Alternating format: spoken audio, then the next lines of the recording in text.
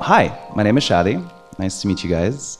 Today I want to continue the conversation that's already begun about how do we lay out the human layer, right? I think a lot of the challenges around, say, like privacy, or such as dispute resolution or governance around the technology that we're building, all comes down to if the systems that support us and nourish us aren't functioning well, then what's the point?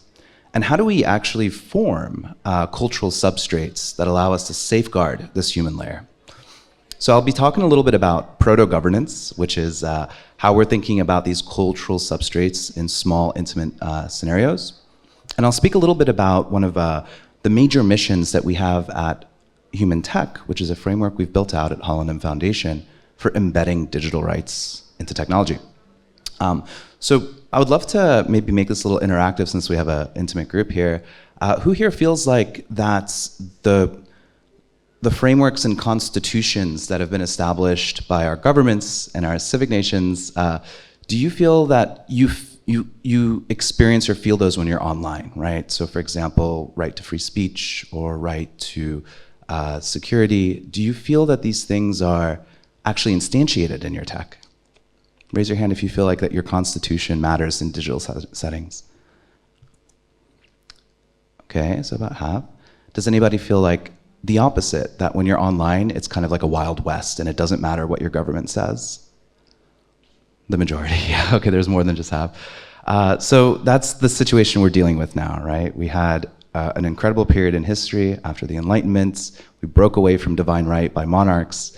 And now we are this new phase where a lot of these frameworks are very difficult to enforce in digital settings, right? Because of the way that they're set up. So I'm going to talk about how we can embed digital rights into humanity. And there's a very short time window to do this because tech is accelerating. Things are moving faster and faster. And if we don't act now to set up public good systems with kind of the values that we care about, then the moment may just kind of slip away from us as things become more stable, more structured, at least for the time being. Nothing is always truly stable. Oh, got the order mixed up, okay. So yeah, I mean, I think we all feel it, that times are changing quickly and faster, right? There's this big consolidation of infrastructure from, say, like Cloudflare going down yesterday and breaking half of the internet with it. And also in this like big race that we see in this kind of ambition to build the next big thing, the next atom bomb, the next big civilizational project. And that itself is also being consolidated. It's becoming almost like it is a nation state interest. So I just want to make sure I can see my slides here. Okay. And I think one big thing we're seeing too is the internet acting as this interface for human agency. And we're starting to delegate more and more of our agency into these interfaces, right? So at first it was just a Google search bar. Later it became, say, like a Facebook timeline or an Instagram story. And now our agency is being even shuttled more into agents that can actually act on our behalf. So where's the line? Where do we actually draw the line and say, you know, I have these natural rights, these rights that are self-evident, and these digital systems are going to have to abide by them. So the answer is technology won't save us. Technology actually will not save us. I'll just say that one more time. What can save us is community applied to action. So what do I mean by this? This is what I'm talking about when I mean when I'm talking about proto-governance. So how do you bring people together to share some local context and then take action on those? And is that something that you can do in a reproducible manner? I take a lot of inspiration from cybernetics systems and perspectives, where cyberneticists really don't see a difference between a for loop in a machine and, say, photosynthesis, right? These are all positive feedback loops that are following control theory from engineering. So what we can do, though, is we can actually add humans in the loop, because humans are interesting. Humans add structure to the universe around them.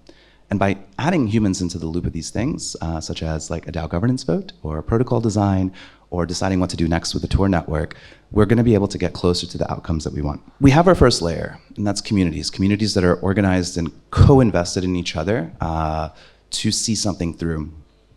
But communities on their own can't thrive, right? So one missing element that we've seen kind of seen, seeded here and there, for example, with the Tor project, or for example, with Railgun, or other open source projects, is where communities actually can erect protocols around themselves as defense. So what do I mean by that? I mean things like that are very difficult to take away once they're granted. So for example, public key encryption with the RSA paper, right? Was it really a state, it was just something that really should have been subject to weapons arms control for export, right? Was it really as bad as exporting the secrets for nuclear weapons? Or was it something that is open knowledge, right? And that had a huge impact in the world we're living in today. So if I'm lucky, I'll be able to show you guys a video. Oh, it's moving. Okay, we've got a ghost in the machine. That's introducing a framework through a web app that helps us bring protocols as defense with communities in action. Technology is accelerating. AI, biotech, digital systems, reshaping everything. But if technology moves without responsibility, we risk systems that harm instead of help, divide instead of connect, exploit instead of empower. That's where the Covenant of Humanistic Technologies comes in. It's a framework for building technology that serves people, and technologies that must serve public good and planetary health. It started as a printed document, something tangible you could hold and read. Manifest.Human.Tech is where the Covenant becomes an active community, a place to explore the principles and contribute ideas and artifacts. Artifacts are proof of human contribution, essays, art, research, open source systems, evidence that humans are still creating, still building, still at the center. This isn't just a website, it's a movement of people. We're connecting with others who believe technology should be human-aligned. On manifest.Human.Tech, explore the Covenant of Humanistic Technologies, sign the declaration, prove your humanity, submit your artifact, and join the conversation. Innovation is powerful when it's human-aligned. Be part of the community. Be part of the movement.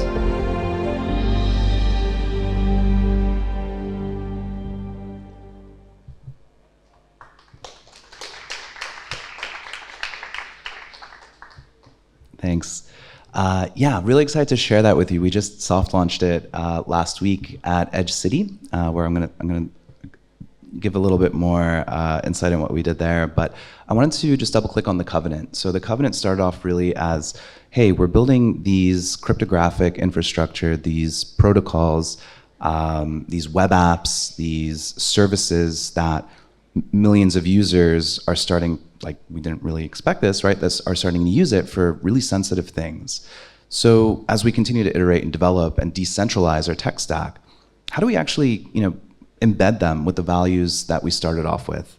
Especially say after we've done financing, or when we've begun to include other people into the conversation around the governance for this thing and how it goes on into the future. So the Covenant started off as this kind of like constitution, right, of these 10 principles that we care about. And over time, we recruited a community, or attracted a community of folks that began to become invested in how these values were instantiated, and actually started taking them outside of this context, kind of establishing this wider sphere of humanistic technology as its own design philosophy. So we extended this at Edge City. I think Vitalik and Roger both spoke about how important it was to be in person. And proto-governance really is about being in shared local cultural contexts to build this substrate of what you care about and how you care about it. So we ran a residency for 25 folks that were recruited from multiple disciplines, artists, photographers, documentarians, cryptographers, quite a few neuroscientists, folks working on open hardware, people building, doing protocol design. And I'll show you some of their outputs. And we did study circles. So we did deep dives into the history of accelerationism. Differential accelerationism was one of the main topics that we were interested in, really trying to establish kind of a good grasp, like a really good understanding of where this idea came from and why it's so relevant today. So we did a lot of readings of the cyberneticists, the Norbert Wieners of the world, and then leading up to Nick Bostrom and all of that. And this was coupled with workshops that were open to the wider Edge community, so folks coming in, roundtable discussions, and open exchange of information and expertise. And we had fun as well. So One interesting bit, in cybernetics literature, artifacts are actually defined by Herbert Simon. He's the guy who kind of like really doubled down on AI after it was coined by Rand Corp back in the 50s, artificial intelligence. There was like a big debate about what do we call this thing. And so he came up with this idea of sciences of the artificial, and artifacts are actually an interface between the internal and the external of a system, right? And so that's like where AI is supposed to live. It's supposed to live in the interface.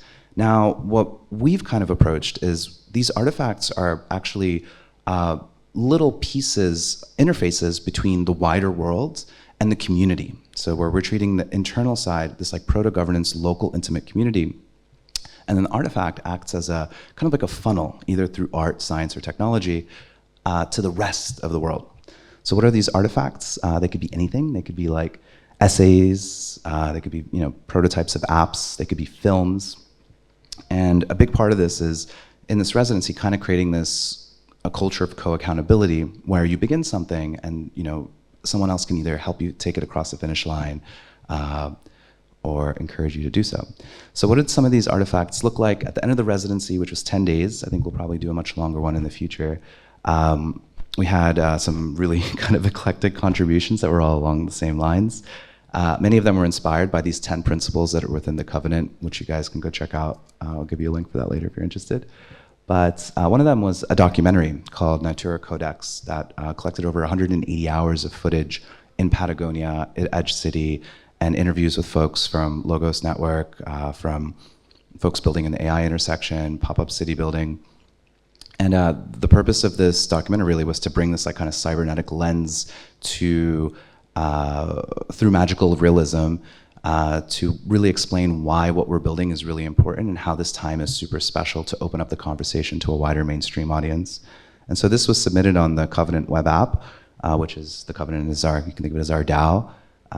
And this basically acts as kind of a nucleation for the kind of conversations that we want to be having about the culture, the values, where we want to go forward, and how we really project humanistic technology. Another really interesting piece was a back-end engineer and from Luxo and one of the organizers of Zugrama had this kind of eureka moments where they realized that the architecture of the internet kind of changes drastically if you take agents as a first design principle. So we were really excited to see kind of like a brand new potential field open up, thinking about basically core primitives on the internet as agents themselves, like a research paper, et cetera. You can actually check out this and all of these artifacts on the website, which I'll link to you guys in a sec. I'm going to speed through the rest of these, but there was some other really cool stuff. For example, proof of human from neural signatures, really early work trying to do proof of concept. We had some folks from a neuroengineer from Brian Johnson's kernel company that was doing feasibility studies. We also had folks that were neurodivergent, that self-identified as neurodivergent, and were really interested in how we could expand design philosophy thinking when we really include those that perhaps, most UX is designed for the middle of the distribution. What happens if you create UX design patterns that embrace the tails of the distribution as well? And how does that create new distributions in terms of how we interact with technology and what kind of experiences we get out of it? So this framework, I think like a 20-page paper, act as inspiration for a lot of folks that were building apps. Lots of other stuff, including some open hardware hacking. So one of the really important things, I think, one of the main principles of the Covenant is this idea of self-custody. So all of these artifacts were submitted with the trust that, hey, we're working on this out in the open. I might start like a company with this. Maybe I'll launch a token. And one interesting thing that we've experimented with is these ideas were submitted to the Covenant, but the users were given their own keys when they create this account. So they sign an attestation, a cryptographic attestation that, hey, I'm in alignment with this, cryptographically hashed text, and actually I'm contributing this piece of intellectual property or data. And so there's some really interesting things you can do with that, right, in terms of sharing the contributions along with the community, including, say, collective ownership or even accountability to make sure that these things survive in the future or that have the support that they need without constraining the original inventor of that technology to go off and do amazing things. Did I want to say anything else on that? Yeah.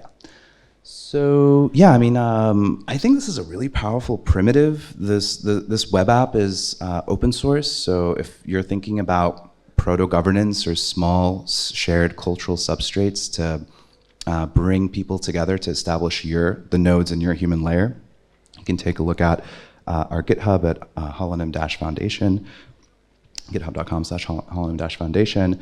Or if you'd like to join the existing community, if some of these projects are exciting to you, or you want to join the conversation around what does it mean to embed digital rights into tech, and how do we actually practically bring that to life from design to actual product engineering, you can join the community by going to manifest.human.tech, and you can sign the sign the covenant and contribute your artifacts and upvote your favorite ones. So it's an open invitation to y'all. Thank you so much. It's been incredible to be here at the end of the year with FTC, and thank you for your attention.